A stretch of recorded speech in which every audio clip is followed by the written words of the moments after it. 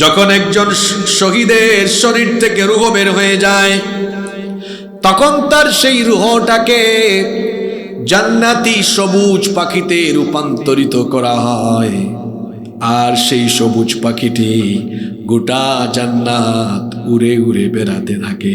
এরপরে একটা সময় আরো সে আজিমের নিচে একটা ঝাড়বাতি বা লণ্ঠনের মধ্যে সে যখন লুকিয়ে থাকে, আল্লাহ তখন তাকে ডেকে বলেন, ও আমার শহীদ বান্দা, তুমি আমার কাছে কি চাও? সে তখন বলবে, আল্লাহ তোমার কাছে কি চাইতে পারি?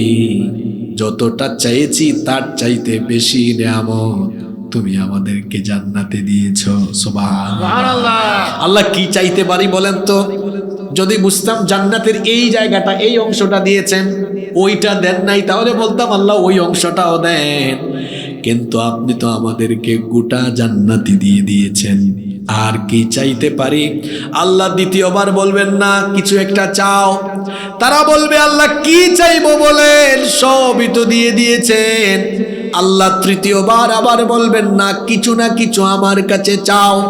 শহীদেরা তখন বুঝতে পারবে, যেহেতু আল্লাহ কথাটা বারবার বলছেন, তার মানে কিছু না কিছু আল্লাহর কাছে চাইতেই হবে।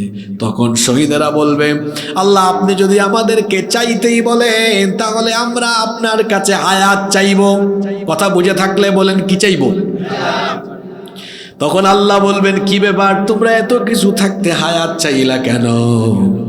শহীদেরা বলবে, মাবুদ গো, দুনিয়াতে থাকা অবস্থায় যদি বিষয়টা বুঝতাম যে শহীদ হলে তোমাকে এত খুশি করা যায়, তাহলে শহীদ হতে দেরি করতাম না। সুযোগটা পাইলেই তোমার পথে জীবন দিয়ে শহীদ হয়ে যেতাম, দেরি করতাম না। এই জন্য বলেছি জীবনটা দিয়ে আবার পাঠাও। দুনিয়াতে যদি জীবন দিয়ে আবার পাঠাও, সঙ্গে সঙ্গে তোমার পথে লড়াই করে জীবন দিয়ে দিব। আল্লাহু আকবার।